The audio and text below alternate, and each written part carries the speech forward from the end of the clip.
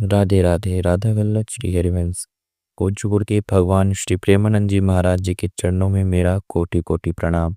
साथ ही आप सभी प्रेमी जन, सभी संत जन एवं सभी भक्तगणों को भी मेरा प्रणाम। एक सिंगर द्वारा एकांतिक वार्तालाप में पूज्य गुरुदेव भगवान जी से यह पूछा गया कि हे गुरुदेव, आज के इस जीवन में सबसे ज़्यादा कंपटीशन का ज़माना है।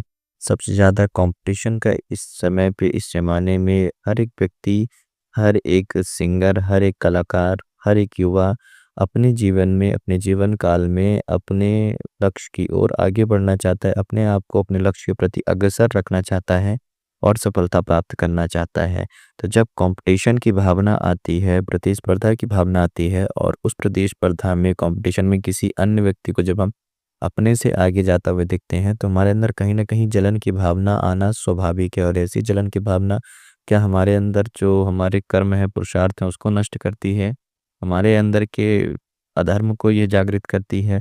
इससे क्या हम अधर्मी होते हैं? क्या ये हमसे पाप होता है? और फिर यह ना आए, हमारे अंदर कंपटीशन की भावना ना हो, जेलिसी ना हो, तो हम मेहनत ही ना करेंगे अपने लक्ष्य को और जल्दी प्राप्ति करने के लिए, अपने जीवन में आगे बढ़ने के लिए।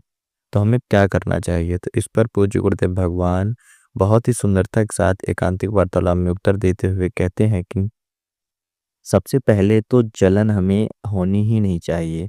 हमें किसी भी व्यक्ति की सफलता से, किसी भी कार्य से संबंधित, फिर वह चाहे हमारे ही प्रतियोगी हो, यानी कि हमारा प्रतिस्पर्धी ही हो प्रतियोगिता का, और अगर हम उसे सफलता होते हुए देख रहे हैं, सफल होते हुए देख रहे हैं और हमारे अंदर जलन की भावना आ रही है, द्वेष की भावना आ रही है, तो यह कहीं न कहीं हम उसे पराया मान रहे हैं, यानी कि उसे हम अन्य व्यक्ति मान रहे हैं। ऐसी भावना हमारे अंदर तभी आएगी, किसी भी व्यक्ति की सफलता को देखकर जलन तब होती है जब हम उसे पराया या उसे दूसरा मानते हैं।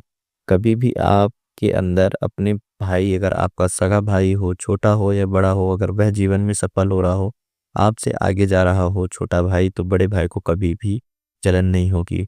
पिता को कभी भी जलन नहीं होती है अपने पुत्र को देखकर अपने से अधिक सफलता प्राप्त करते हुए। कि और ना ही बहन को, यानी कि आप अगर देखिए, जिसे आप अपना समझते हैं, जिससे आप अंदर से प्रेम करते हैं, तो कभी भी आप उसकी सफलता, उसकी ऊंचाई, उसके जीवन के लक्ष्य प्राप्त करते की दृढ़ संकल्पता को देख करके और उसके जीवन में आगे बढ़ते हुए को देख करके आपके अंदर जलन द्वेष नहीं आता। जब भी हमारे अंदर जलन और द्वेष जैसी भावनाएं उत्पन्न होती हैं तो यह हमारे अंदर के सत्काम को, साथ ही साथ हमारे धर्म को, हमारे अंदर की अच्छी भावनाओं को, हमारे सद्विचारों को नष्ट करती हैं।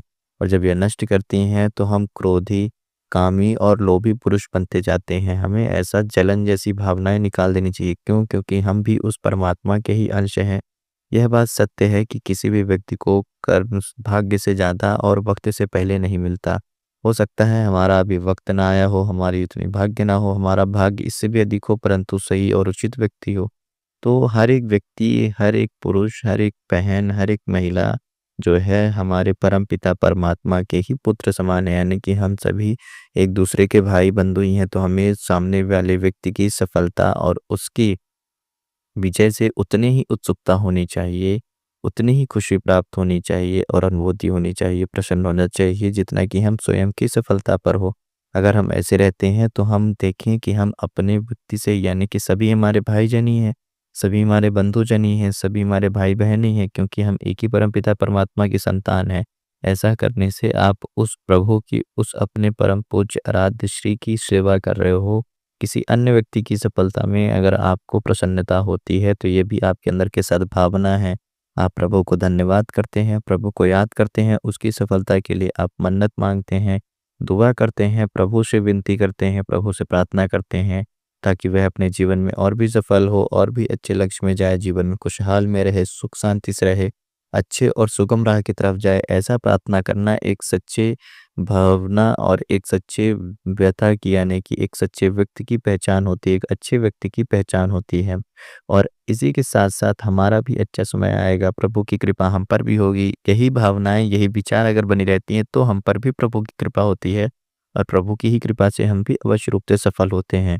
क्योंकि जब भी प्रभु की इच्छा होगी तो हम सफल अवश्य रूप से होंगे, क्योंकि अगर जिस दिन मालिक की इच्छा हो, जैसी मालिक की इच्छा हो, जब भी मालिक की इच्छा हो, जिस समय पे इच्छा होगी उस समय पे हमें वो वस्तु, वह घड़ी, वह समय, वह स्थान प्राप्त होकर के रहेगा। और अगर प्रभु की इच्छा ना हो तो हम कितना भी हाथ-पैर चला लें, कितना भी प्रयास कर लें, हमें वह उस समय पर प्राप्त नहीं होगी। तो हमें कभी भी यह नहीं सोचना चाहिए कि हमें इस समय पर यह वस्तु, यह चीज़, यह लक्ष्य, यह फल नहीं प्राप्त हुआ। हमें परिश्रम करते रहना चाहिए। प्रभु हम पर अवश्य रूप से प्रसन्न होंगे, परंतु परिश्रम के साथ-साथ, मेहनत के साथ-साथ हमें अपने व्यवहार, हमें अपने आचरण, हमें अपने चरित्र पर भी ध्यान रखना चाहिए।